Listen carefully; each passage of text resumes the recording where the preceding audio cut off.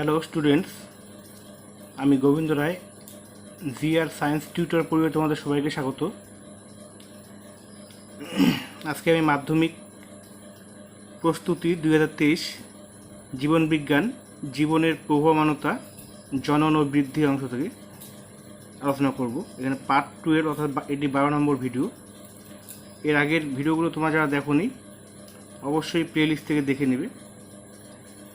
এই সিরিজের প্রতিটি ভিডিও তোমাদের জন্য খুবই গুরুত্বপূর্ণ, কারণ এখানে গুরুত্বপূর্ণ প্রশ্ন ও তার উত্তর নিয়ে আলোচনা করা হয়েছে। সংক্ষিপ্ত প্রশ্ন ও উত্তর, প্রতিটি প্রশ্নের মান 2 অথবা 3। এক নম্বর প্রশ্ন, স্বপরাগযোগের বৈশিষ্ট্যগুলি কি কি? অ্যান্সার: স্বপরাগযোগের প্রধান বৈশিষ্ট্যগুলো হলো কেবলমাত্র উভয়লিঙ্গ ফুলে স্বপরাগযোগ ঘটে। 2, একই বা নিকটবর্তী ফুলের মধ্যে ঘটে বলে নিষেকের সম্ভাবনা বেশি থাকে। 3, স্বপরাগযোগে সাধারণত কোনো বাহকের প্রয়োজন হয় না। 4, একই গাছের ফুলের মধ্যে ঘটে বলে অপত্য উদ্ভিদে কোনো প্রকরণের সৃষ্টি হয় না। তো 1 নম্বর প্রশ্ন হয়ে গেল।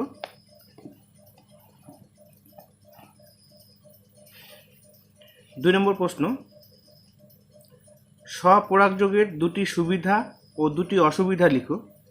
অ্যান্সার: স্বপরাগযোগের সুবিধা: 1, স্বপরাগযোগে বাহকের প্রয়োজন হয় না বলে পরাগরেণুর অপচয় কম হয়। 2, মিশ্র চরিত্রের উদ্ভিদ সৃষ্টি হয় না এবং প্রজাতির বিশুদ্ধতা বজায় থাকে। স্বপরাগযোগের অসুবিধা: 1, একই উদ্ভিদের মধ্যে প্রজনন ঘটে বলে অপত্য উদ্ভিদে নতুন চরিত্র তথা প্রকরণের সৃষ্টি হয় না। 2, অপত্যের অভিযোজন ক্ষমতা কম হওয়ার ফলে প্রতিকূল পরিবেশে বাঁচার ক্ষমতা হ্রাস পায়। তো 2 নম্বর প্রশ্ন হয়ে গেল। এবার আমরা 3 নম্বর প্রশ্ন নিয়ে আলোচনা করব।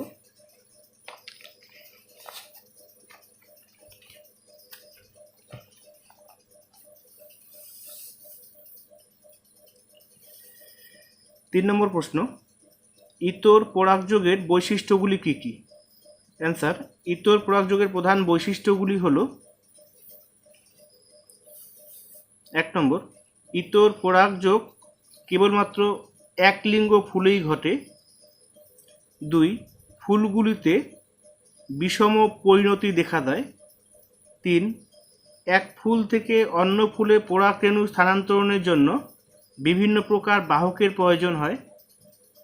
4, ফুলগুলি উজ্জ্বল বর্ণের মিষ্ট গন্ধযুক্ত হয়।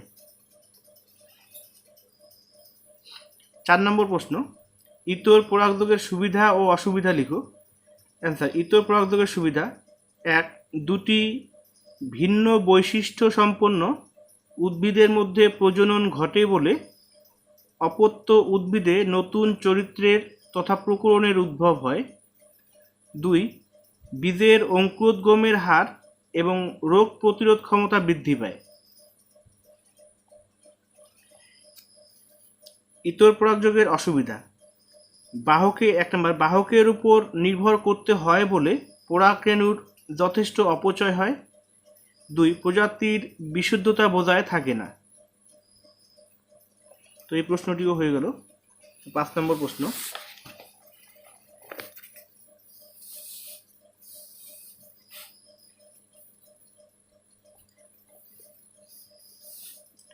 নিষেকের পরে নিম্নলিখিত অংশের কিরূপ পরিবর্তন ঘটে লিখো।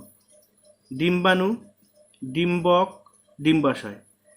অ্যান্সার: নিষেকের পরে নিম্নলিখিত অংশে যে পরিবর্তন ঘটে তা হলো: ডিম্বাণু নিষেকের পর ভ্রূণে পরিণত হয়। ডিম্বক নিষেকের পরে বীজে পরিণত হয়। ডিম্বাশয় নিষেকের পরে ফলে পরিণত হয়। ডিম্বাণু হচ্ছে ভ্রূণ, ডিম্বক হচ্ছে বীজ, আর ডিম্বাশয় হচ্ছে ফল। কোশ্চেন 6, উদাহরণ ও ব্যাখ্যা সহ ইতর পরাগযোগের বিভিন্ন বাহকগুলির নাম লিখো। ইতর পরাগযোগের বিভিন্ন বাহকগুলি হলো বায়ু। বায়ু পরাগী ফুলগুলি বর্ণহীন, গন্ধহীন, অনুজ্জ্বল ও ক্ষুদ্র হয়। ফুলে মকরন্দ থাকে না, যেমন ধান, ভুট্টা। 2. জল। জল পরাগী ফুলগুলি বর্ণহীন, গন্ধহীন, অনুজ্জ্বল ও ক্ষুদ্র হয়, যেমন পাতাধাজি, পাতা শ্যাওলা। 3. পতঙ্গ।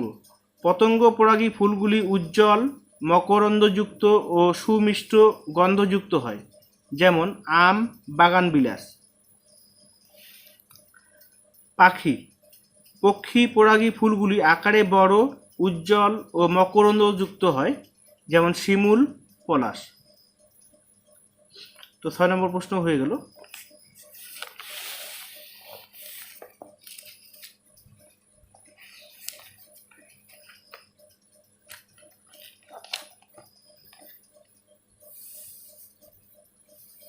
কোশ্চেন 7, কোন কোন বাহক নিচের উদ্ভিদগুলিতে পরাগযোগ সম্পন্ন করে? ধান, পাতাধাজি, শিমুল, আম। অ্যান্সার: ধান হচ্ছে বায়ু পরাগী, পাতাধাজি হচ্ছে জল পরাগী, শিমুল হচ্ছে পাখি পরাগী, আম হচ্ছে পতঙ্গ পরাগী।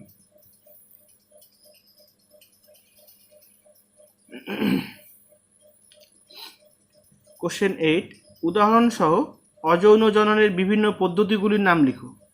অ্যান্সার: অযৌন জনন পদ্ধতির নাম ও উদাহরণ: বিভাজন। বিভাজন পদ্ধতিতে অযৌন জনন সম্পন্ন করা হচ্ছে অ্যামিবা, প্লাজমোডিয়াম।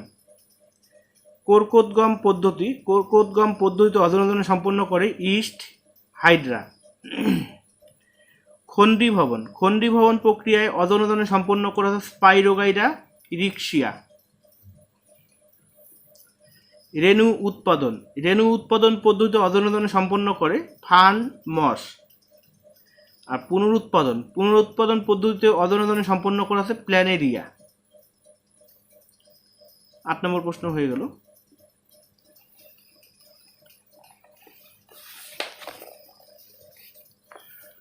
প্রশ্ন 9, বৃদ্ধি ও বিকাশের মধ্যে সম্পর্ক কি?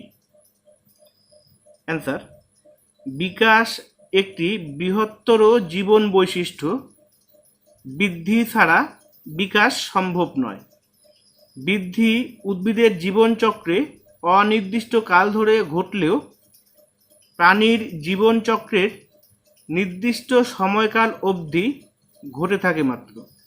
বস্তুত বৃদ্ধি ও তৎপরবর্তী বিভিন্ন পরিবর্তনের মাধ্যমেই বিকাশ সংঘটিত হয়। তো এই প্রশ্নটি হয়ে গেল। এবার 10 নম্বর প্রশ্ন,